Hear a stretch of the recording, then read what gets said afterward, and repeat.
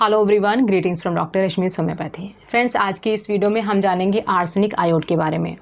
Arsenic आयोड दो homeopathic medicine का combination है, आर्सेनिक एल्बम और आयोडम। तो दो कंपोनेंट्स इसमें बने होते हैं। तो इसमें जो सिम्टम्स देखने को मिलेंगे आपको आर्सेनिक एल्बम के भी देखने को मिलेंगे और आयोडम के भी देखने को मिलेंगे। जो आर्सेनिक एल्बम होती है मेडिसिन, सभी लोग आप लोग इस मेडिसिन के बारे में जानते होंगे, लेकिन आर्सेनिक आयोड भी क्लिनिकल सेटिंग्स में बहुत ही ज़्यादा उपयोगी दवा है। और आज की इस वीडियो में मैं आपको आर्सेनिक आयोड के क्लिनिकल यूज़ के बारे में बताऊंगी, जो कि मैं अपनी प्रैक्टिस में रोज़ के रोज़ जो पेशेंट्स आते हैं उनके आधार पर आपको इस वीडियो में जानकारी दूंगी। तो जो आर्सेनिक दवा होती है एक चिली रेमेडी होती है, यानी ऐसे लोगों को सूट करती है जिनके अंदर जो ठंड की जो समस्या होती है वह ज़्यादा होती है। जो आयोडम होता है one of the hottest homeopathic remedy होती है, मतलब बहुत ही ज़्यादा गर्म तसीर के लोगों को ये दवा सूट करती है।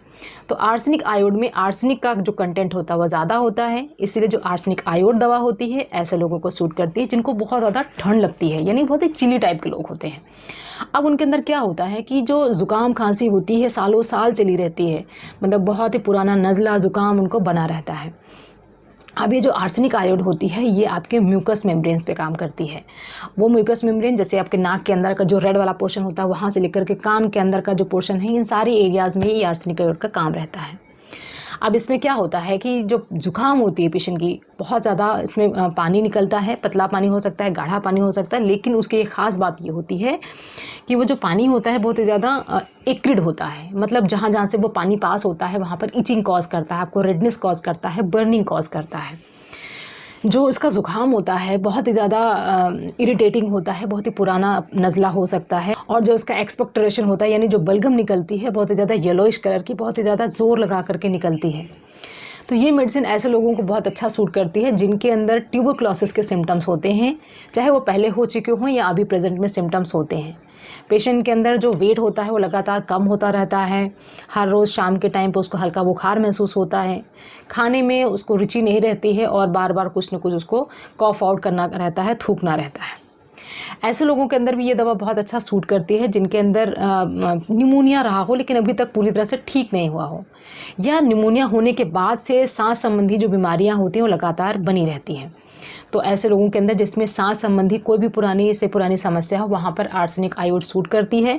और उसके अंदर जो बलगम होती है ये येलोइश कलर की थिक और बहुत ही ज़्यादा ऑफेंसिव टाइप की जो बलगम होती है वो इसमें देखी जाती है। आर्सेनिक आयोड का जो दूसरा उपयोग होता है वो बहुत ही इंपॉर्टेंट है, वो है स्किन कंडीशंस में। मैंने अपनी क्लिनिक में जितने भी लाइकन पेशेंट देखे हैं, लाइकन प्लेनस हो गया, लाइकन पिगमेंटोसिस हो गया, इन सब केसेस में आर्सेनिक आयोड का बहुत अच्छा उपयोग है। लेकिन लाइकन प्लेनस के केस में इसमें जो इचिंग होती है अगर बहुत ज़्यादा प्रोमिनेंट होती है तो उस केस में दिया जाता है। Otherwise this is also given in cases of psoriasis. अब सोराइसिस में क्या होता है कि इसके जो सिम्टम्स होते हैं बहुत ही पिक्यूलियर होते हैं। इसके अंदर ऊपर से देखने में सोराइसिस की जो प्लाक होता है ऊपर से देखने एकदम पपड़ी जैसा लगेगा बिल्कुल सूखा हुआ सा है, हार्ड है और ड्राई है। लेकिन अब उसके अंदर अगर आप देखेंगे तो बिल्कुल एकदम रेडनेस और रॉ सरफेस निकलता है, बिल्कुल जैसे लगता है कि एकदम घाव जैसा है। तो ऊपर से अगर ऊपर से अगर एकदम ड्राई लगता है हील अप हो चुका है और अंदर से बिल्कुल रॉ हो सरफेस, तो वहाँ पर ये दिया जाता है। तो आर्सेनिक जो आयोड है वो दिया जाता है जहाँ पे रॉ सरफेसेस हों। कान के अंदर मवाद बनती है, कान के अंदर से मवाद निकलती रहती है, ईयर का इन्फेक्शन बार बार होता रहता है, स्टिशन ब्लॉकेज कई बार हो जाती है, यानी जो कान के अंदर का जो पर्दा होता है वो ब्लॉक हो जाता है। तो ऐसे केसेस में भी आर्सेनिक आयोड दिया जाता है। और एक इम्पॉर्टेंट सिम्टम आर्सेनिक आयोड की ये होती है कि इसके अंदर इतनी ज़्यादा स्नीजिंग होती है, पेशेंट को बार बार स्नीज करने का मन करता है। सुबह उठने के बाद उसको छींकें शुरू हो जाती हैं, लगातार छींकें आती रहती हैं, जैसे कि एरिला रेसिमो में मैंने बताया था। तो छींकें लगातार उसमें आती रहती हैं, लेकिन छींकें जितनी आती हैं उससे रिलीफ नहीं मिलता बल्कि उसकी प्रॉब्लम और बढ़ती चली जाती है। पेशेंट इतना ज़्यादा चिली होता है कि वो किसी तरह से ठंड को बर्दाश्त नहीं कर सकता है।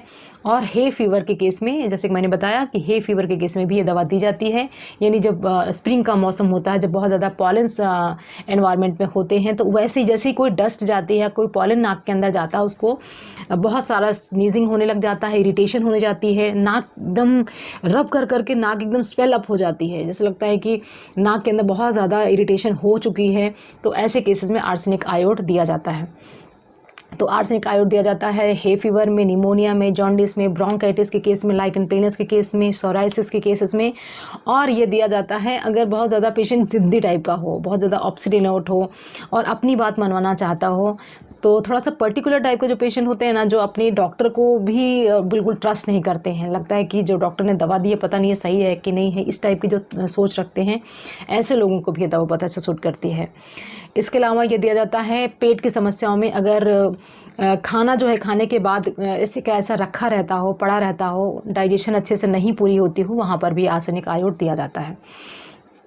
एक और इम्पॉर्टेंट सिम्टम इसका है कि अगर आपके एक्सिलरी ग्लैंड्स या कहीं पर भी लिम्फैटिक्स जो है इन्वॉल्व हो चुके हैं, गांठें आ चुकी हैं, गांठों में सूजन रहती है, दर्द रहता है, तो गांठों को गलाने में भी ये दवा बहुत उपयोगी है।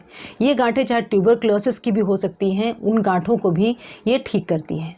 तो आर्सेनिक आयोड बहुत अच्छी दवा है, लेकिन इसके अंदर आर्सेनिक और आयोड दोनों के कंटेंट्स मिले होते हैं। ये दवा पर्टिकुलरली दिया जाता है अगर आपको बहुत ही ज़्यादा एक्सकोरिएटिंग कोराइज़ा हो रहा है।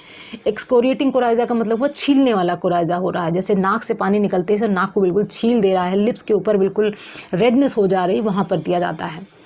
बिल्कुल ऐसी ही एक और रेमेडी है नेप्थलीन। नेप्थलीन के अंदर भी इसी तरह से कोराइज़ा होता है। और एक और रेमेडी है एलियम सीपा। उसके अंदर क्या होता है कि जो कोराइज़ा होता है वो नाक से भी निकलता है और आँखों से भी बहुत ज़्यादा पानी निकलता है।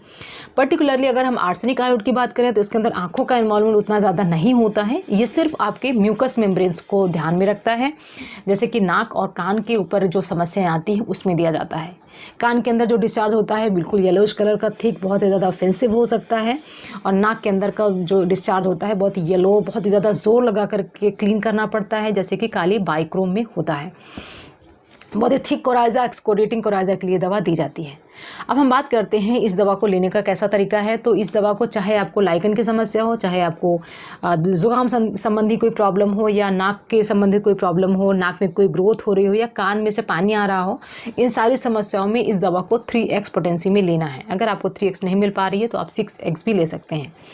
इस दवा के 2-2 टैबलेट को पानी के साथ आप ले सकते हैं और कम से कम 15 से 20 दिन तक आप इस दवा को लें। उसके बाद एक बार फिर से चेक करें कि आपको कितना आराम मिला है, उसके आधार पर आगे का मैनेजमेंट डिसाइड होता है। तो ये दवा सबके लिए सूटेबल है। अगर आप हार्ट पेशेंट हैं, ब्लड प्रेशर की परेशानी है, आपको किडनी के पेशेंट है, लीवर पेशेंट है, थायराइड की दवा चल रही है, कुछ भी समस्या आपको चल रही है, बट अगर ये सिम्टम्स आपके अंदर हैं तब आप आर्सेनिक आयोड ले सकते हैं। तो ये सारी जानकारी थी आर्सेनिक आयोड की और उसके सिम्टम्स की। बहुत ही छोटी दवा है बट बहुत ही ज़्यादा इफेक्टिव दवा है। बहुत सारी ऐसी बीमारी जिसमें कोई और दवा काम नहीं करती, उसमें से छोटी सी दवा आर्सेनिक आयोड बहुत अच्छे रिजल्ट्स देती है। तो फ्रेंड्स, ये सारी इन्फॉर्मेशन थी आर्सेनिक आयोड होम्योपैथिक मेडिसिन के बारे में। आई होप कि ये इन्फॉर्मेशन आपको पसंद आई होगी। Wish you very good health. Thanks for watching.